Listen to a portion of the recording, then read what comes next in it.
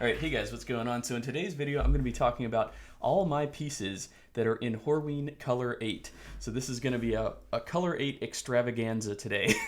So I've got quite a few pieces here that I'd like to talk about and just explore Color 8 in all the various iterations that I own it in, and just kind of talk about, compare, contrast each piece from each brand, because believe it or not, most all this has come from different places. So needless to say, each leather is different and each piece is different and each brand is different. Each one of these pieces of footwear is different. So I'm going to get into all that. But starting off, so we've got, these are my Viberg service boots in Color 8 chromexcel.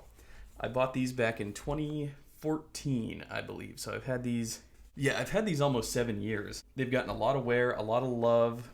They're amazing. They're an incredible boot. Some comments in the past, people have said that there's some loose grain here, and that's, for some reason, some people think that's a bad thing. I think it actually kind of looks cool, but again, I'm still a noob, and a lot of people in my past videos have commented that, yeah, there's loose grain on here, and they're surprised to see that from Viberg, but ultimately, again, I think those mini ripples are pretty cool. I've seen those on my ALDENs too. And then next up, these are my brand new Parkhurst Delaware boots in Horween Color 8 Dublin leather. A very incredible leather. I'm gonna read all into the description of that here shortly. Next up, we've got my ALDEN Long Wing Bluchers in Color 8 Shell Cordovan. And here we have more Color 8 Shell Cordovan. These are my ALDEN jumper boots, otherwise known as cap toe boots, from J. Crew in Color 8 Shell Cordovan. I have a single NATO watch strap. This is also called a military strap in Horween's Color 8 Shell Cordovan as well, from DeLuca Straps. And then this little minimalist wallet is actually not Color 8, it's Color 4. Now, I don't know this to be a fact, but I have heard that Color 4 is actually just half the amount of pigment. So apparently it's the same pigment.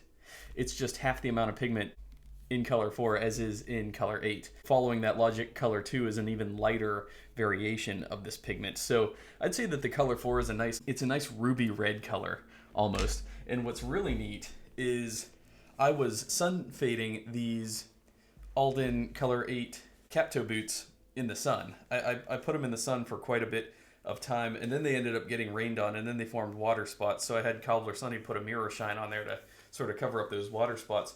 But actually on the vamp here, you can see some really nice reddening here from the sun fading. That came along pretty good, but yeah, I had to stop with the sun fading just because I don't know that I liked the effects, to be honest. I think it was kind of dulling out the look. Like, it would be different if the boot was made in Color 4 and it came in that bright ruby red color and it was that real nice vibrant red. But taking the 8 down from 8, trying to get to 4, I don't know. It wasn't happening in a uniform fashion. It didn't look as vibrant as the Color 4. I think the more as time goes on, it starts to actually kind of look a little bit more dull, if that makes sense. So I don't know if I would personally recommend it. Again, I didn't go that hardcore into it. There are some guys on Instagram who have absolutely gone super hardcore with the sun fading. There's a lot of good results out there. Some of them, though, you can see like there's a lot of like inconsistent fades happening, and that's why I would say maybe if you have a pair that you're willing to experiment on, like me with this poor pair of boots has been experimented on relentlessly over the years. I had the eyelets replaced to gold. I tried to antique the soles myself. That didn't turn out very well, so I just had them resold by Brian the Bootmaker with these Dr. Soles. These boots have been the subject of many of my experiments over the years, but yeah, one of my favorite pairs of boots, one of my most iconic pairs of boots, one of my first pairs of ALDENs as well. So yeah, so I just wanted to get these together, get some video footage of the different Color 8.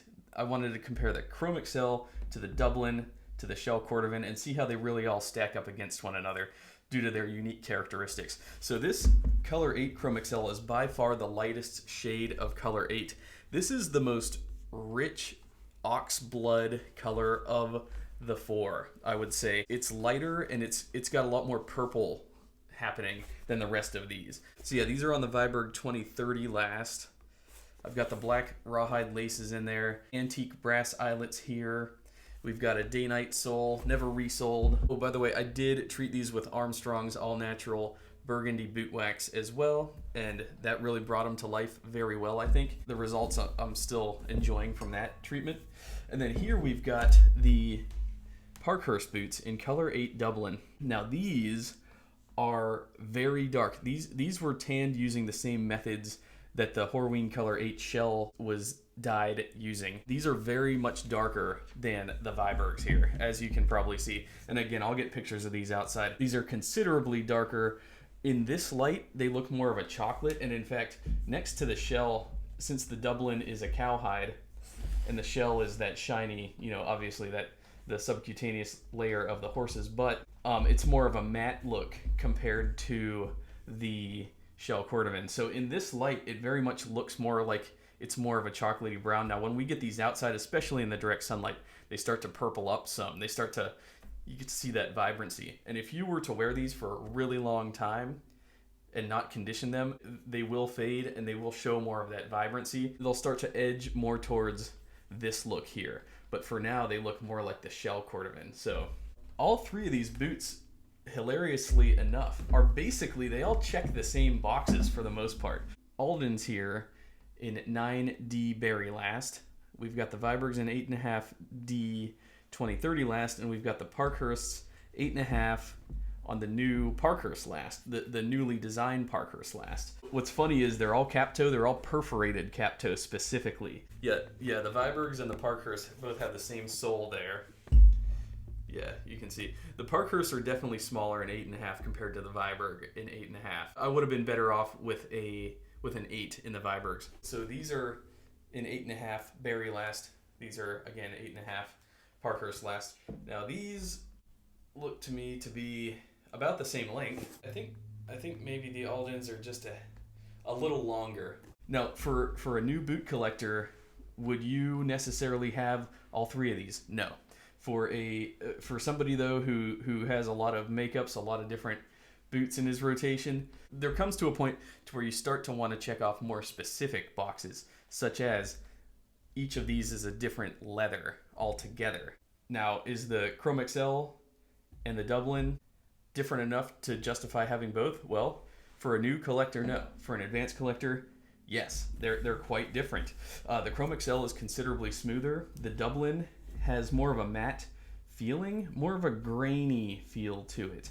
Now, it's still cowhide, and it's still noticeably cowhide. And now this is going to be dependent on the animal itself as well. This is also going to depend on the particular batch of chromexcel that you're dealing with, but typically, in a general sense, chromexcel is very smooth. I don't think I have any chromexcel that isn't like super duper smooth. So, except for maybe my backpack, there's a lot of like really interesting like ripples and grain inconsistencies, but for a bag they're gonna use different cuts. So keep that in mind, that each time you're receiving an item, chances are they're using different cuts of the hide as well, so that's also going to play into the differences. Yeah, this Dublin has a lot more character, and I'll actually read a little bit about the Dublin real quick. So it says here, this is on the Tannery Row website, it says, Dublin is tanned using our cordovan vegetable tanning liquor formulas, which are over 100 years old within the tanning process. The leather incorporates a richer blend of oils and waxes than traditional vegetable tanned leathers, which results in a leather that will age beautifully in our finishing department. The Dublin leather is infused with a rich blend of natural waxes and then ironed to create a smooth surface with a rich tonal appearance that showcases the natural grain. Yes, that's a great point. It showcases the natural grain, especially that part where it says the Dublin leather is infused with a rich blend of natural waxes and then ironed to create a smooth surface with a rich tonal appearance that showcases the natural grain. Whereas chromexcel doesn't have that process. It's not ironed. I think in chromexcel they actually skive off. I'm not exactly sure, but I think they skive off maybe a certain portion of the hide in order to just create the smooth, consistent grain, as compared to this Dublin.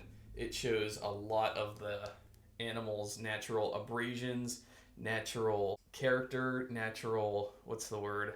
There's a lot of like really cool creases, especially on the quarter here. The toe is a lot smoother, but again, yeah, this Dublin is a lot more, It's a lot more matte in appearance. It's not going to be as shiny because it's got just so much more grain, and I'll get pictures of that to show that off. So, and then obviously the shell is just the sheen on this thing, especially since Cobbler Sonny put a mirror shine on that that's capable of deflecting a laser beam. Shell cordovan is just, I don't have to tell you guys, it's just so reputed for being so smooth. That is why, in terms of smoothness, it goes from least smooth, smoother, smoothest out of these three boots here. Okay, so another thing that I wanted to mention is, you know, being a leather nerd, I like to know this stuff. So Dublin and Essex are very similar leathers. Kind of like how when we're talking about the Charles F. Stead tannery, we have the Rambler leathers and we have the Mohawk leathers, which are also very similar. Kind of like how Suede and Rough Out are sort of cousins to one another. But anyways, Dublin and Essex are also cousins, basically. Dublin is created out of Essex, so it's the Essex actually that's produced first, and then from there they take the treatment one step further to create Dublin, from what I understand. It says here, this is on Horween.com. So it says, after a solid 2 to 3 years of trials and production runs, we've nailed it. This leather has a handful of iterations, but the base tannage is called Essex. Yes, Essex is the base tannage. It's a rich, full-grain leather that utilizes the same blends of extracts that we use in our shell cordovan. It's already available in a handful of products. A waxed version of the Essex is called Dublin. So Dublin, again, is a waxed version of Essex. Now, I have some Essex on my Horween chromexcel bag. The straps are made of Essex, and I actually have a natural Dublin watch strap. I'll just have to do a different video on that. A natural Dublin NATO strap that's very similar. It's when you hold the Dublin next to the Essex, it's very similar, but because it's a strap, it ages differently than the bag does. So I just wanted to mention that. Long story short, all three of these leathers, for an advanced collector, is it justifiable having all three? Yes, absolutely. Not to mention they're all built on different lasts, and they're all going to have a different fit. All three of these are 8.5 in their respective brands, and this one is a size 9. Yeah, you can see here. So the size 9 Berry Last ALDENs are longer than the Parkhursts. So, and yeah, I could wear these Parkhursts with like medium to thin socks. These ALDENs I wear with pretty thick wool socks. These Vibergs are very large as well. Like I said, I probably should have been a size 8 in these. I can wear these with thick cotton camp socks, and I could wear these also with thick wool socks, and the fit is amazing. And then, yeah, these ALDENs, I could actually wear these with any range of socks, really. Actually, I can't wear these with too thick of socks. Like, I could wear these with thick-ish wool socks, so medium-ish thickness to kind of thick wool socks. And I could also wear these with really thin socks as well, just because of the shape of how the long-wing blucher is shaped. So that's one thing that doesn't really get talked about. Maybe some of you advanced people could correct me if I'm wrong, but I think the way that a blucher grips to your foot is different than a boot does. I think it's more crucial for that blucher. I think because the blucher has to hold your foot right at this piece, right at this edge, this tip right here at the heel. That's why it curves in on the shoe. Whereas I don't know that it does that as aggressively on the boot. Maybe it does. I don't know. You know what? Honestly, it seems like it's kind of shaped the same way in both. Maybe it's just an illusion. But I feel like the way that this fits on my foot is differently than the way that the boot fits on my foot and affixes to my foot. So kind of like talking about how Chelsea boots, actually, they hug your foot a different way to stay on your foot because you don't lace them up. When you're doing a traditional lace-up boot, it's gonna affix to your foot in a different way than a Chelsea boot. So anyways, I just wanted to mention that. Which one of these three boots is your favorite? Do you prefer the ALDEN, the Parkhurst, or the Viberg? I think to compare lasts here, you could probably see from the bottom too.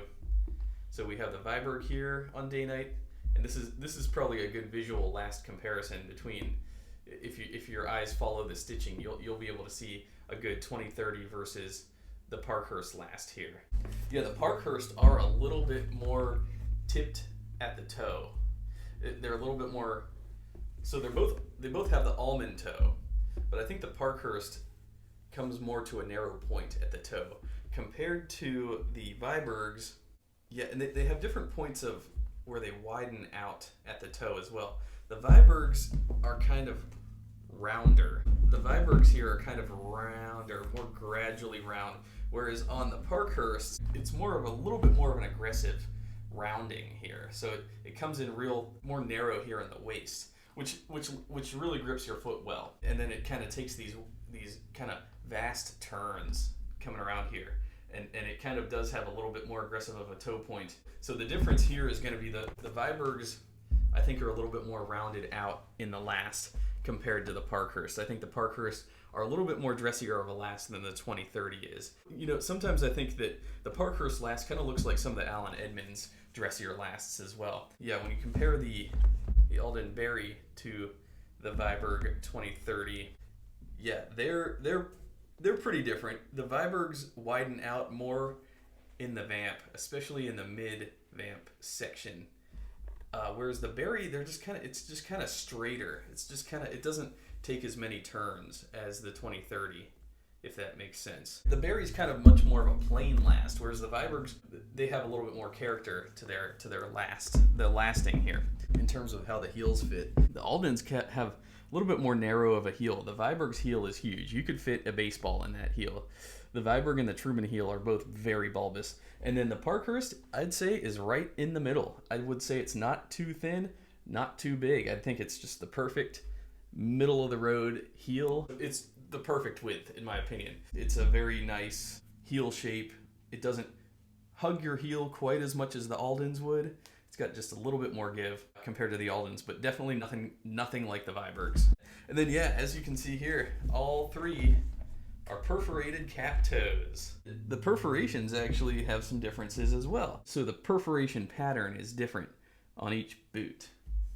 So on the Aldens, the punches on the large holes are bigger.